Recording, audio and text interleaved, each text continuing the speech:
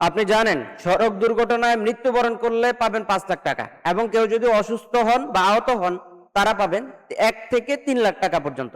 এটা কিভাবে পাবেন? এটা পাওয়ার জন্য হচ্ছে সম্পূর্ণ প্রসেসটা আপনাকে ফলো করতে হবে এবং নিয়মটা আপনাকে জেনে নিতে হবে। এবং বর্তমানে 255 কোটি টাকা বাংলাদেশের বিআরটি এর আওতায় পড়ে আছে শুধুমাত্র সড়ক দুর্ঘটনায় যারা আহত নিহত হবে তাদেরকে দেওয়ার জন্য। এই টাকাটা পড়ে থাকার একটাই কারণ, সেটা হচ্ছে মানুষ নিয়ম কানুন জানেন না, আবেদন করতে পারেন না, টাকাও নিতে পারেন না। এই টাকাগুলো যাতে সড়ক দুর্ঘটনায় পতিত হওয়া প্রত্যেকটা মানুষ সঠিকভাবে পায়, সেজন্য আমাদের আজকের ভিডিওটা তৈরি করা। আমরা জানি এই ঈদে প্রচুর মানুষ সড়ক দুর্ঘটনায় মৃত্যুবরণ করেছে এবং প্রায় 74 জন মানুষ মৃত্যুবরণ করেছে, এবং তারা যে তাদের এই সঠিক প্রাপ্যতা খুঁজে পায় সেজন্য হচ্ছে আমরা আপনাদেরকে বলবো ভিডিওটা বেশি বেশি শেয়ার করবেন, যাতে তারা যারা আহত হয়েছে তারা যাতে এই ক্ষতিপূরণটা পেয়ে যায়। আবেদন করার সময় 90 দিন পর্যন্ত আবেদন করতে পারবে, তার মানে হচ্ছে 3 মাস। অর্থাৎ যারা এই ঈদে আহত বা নিহত হয়েছেন তাদের এখনো 3 মাস পূর্ণ হয়নি, তারা কিন্তু আবেদন করতে পারবেন। ভিডিও শুরু করার আগে আপনাদেরকে বলবো, আপনারা যারা দেশে অথবা বিদেশে চাকরির জন্য দক্ষতা উন্নয়ন সার্টিফিকেট গুলো গ্রহণ করতে চান, আপনারা আমাদের স্ক্রিনে দেওয়া হোয়াটসঅ্যাপ নাম্বার অথবা ওয়েবসাইট ভিজিট করতে পারেন। প্রচুর কোর্স আমাদের ওয়েবসাইটে দেওয়া আছে, কোর্সগুলো করে আপনারা খুব সহজে অনলাইন ভেরিফাইড সার্টিফিকেট গুলো গ্রহণ করতে পারেন।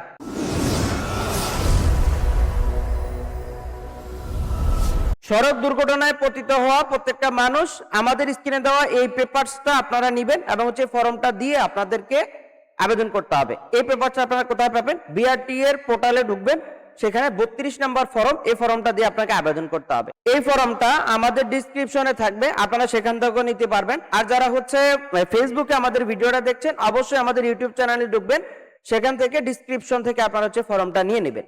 এটা হচ্ছে আমরা সরাসরি ডাউনলোড লিঙ্কটা আমরা দিয়ে দেব। এখানে আমরা দেখতে পাচ্ছি সড়ক দুর্ঘটনায় ক্ষতিপূরণ সংক্রান্ত আর্থিক সহায়তা তহবিল হতে আর্থিক সহায়তা প্রাপ্তির আবেদন। সড়ক পরিবহন আইন 2018 এর ধারা 53 এর অধীনে গঠিত আর্থিক সহায়তা তহবিল হইতে ট্রাস্টি বোর্ড কর্তৃক নির্ধারিত ক্ষতিপূরণ বা প্রযোজ্য ক্ষেত্রে চিকিৎসা খরচ প্রাপ্তির নিমিত্তে ধারা 59 অনুযায়ী আবেদন ফরম। তো আবেদন ফরমের এখানে আপনাকে কি কি করতে হবে? দুর্ঘটনায় ক্ষতিগ্রস্ত ব্যক্তির নাম, পিতা মাতার নাম, ব্যক্তির ক্ষেত্রে আবেদনকারীর নাম, অর্থাৎ মৃত ব্যক্তির ক্ষেত্রে আবেদনকারীর নাম। যারা মৃত্যুবরণ করবেন তাদের পরিবারে যে কোনো একজন আবেদন করতে পারবেন। আবেদনকারী শহীদ মৃত ব্যক্তির সম্পর্ক, দুর্ঘটনা কবলিত ব্যক্তির জন্ম তারিখ, বয়স, জাতীয় পরিচয়পত্র নাম্বার, ড্রাইভিং লাইসেন্স, যদি চালক হয় সেক্ষেত্রে লাগবে, চালক না হলে লাগবে না, ঠিকানা, তারপর হচ্ছে দুর্ঘটনার স্থান সহ বিবরণ, দুর্ঘটনার তারিখ ও সময়, দুর্ঘটনার মামলা বা জিডি নাম্বার, অবশ্যই মামলা করতে হবে। মামলা যদি না করেন, জিডি নাম্বারটা যদি না থাকে, তাহলে হচ্ছে আপনার এটা গ্রহণযোগ্য হবে না। মৃত ব্যক্তির ক্ষেত্রে মৃত্যুর তারিখ, মৃত্যুর সনদ সংযুক্ত করতে হবে। অসুস্থতা ও চিকিৎসা সংক্ষিপ্ত বিবরণ দিতে হবে। মোট খরচের পরিমাণ প্রমাণক সহ, অর্থাৎ আপনি মেডিকেলের যে রিপোর্ট সেগুলো সহ আপনাকে দিতে হবে, যাতে করে হচ্ছে সেখানে প্রমাণ হয়।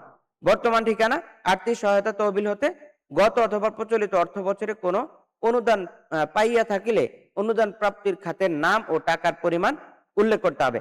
উল্লেখিত আবেদনপত্রের বিষয়বস্তু আমার জ্ঞান ও বিশ্বাস মতে সত্য এবং আমি কোনো তথ্য গোপন করি নাই, এই সূত্রে আপনাকে অঙ্গীকার করতে হবে এবং হচ্ছে আবেদনকারী স্বাক্ষরটা এখানে দিতে হবে।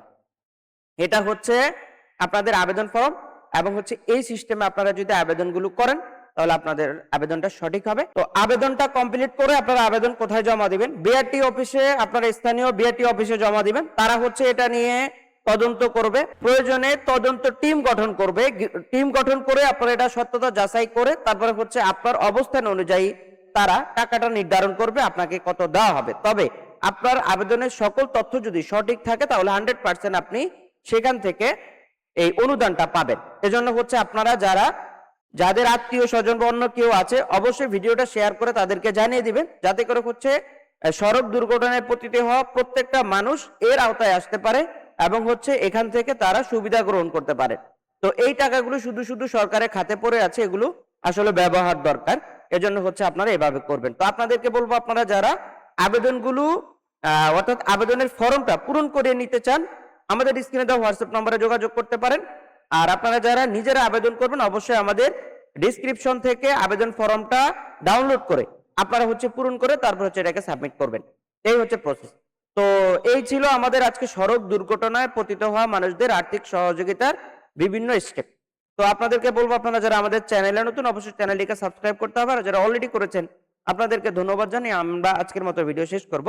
তবে ভিডিও শেষ করার আগে আপনাদেরকে বলবো, আপনারা যারা দেশে অথবা বিদেশে চাকরির জন্য দক্ষতা উন্নয়ন সার্টিফিকেট গ্রহণ করতে চান, যেমন online verified certificate, computer, electrical, electronics, house wiring, housekeeping ইত্যাদি, এই ক্যাটাগরির প্রচুর কোর্স আমাদের ওয়েবসাইটে দেওয়া আছে। কোর্সগুলো করে আপনারা খুব সহজে অনলাইন ভেরিফাইড সার্টিফিকেট গুলো গ্রহণ করতে পারেন। তো আজকের মতো বিদায় নিচ্ছে, দেখা হচ্ছে আমাদের পরবর্তী কোনো আপডেট ভিডিওতে। আসসালামু আলাইকুম।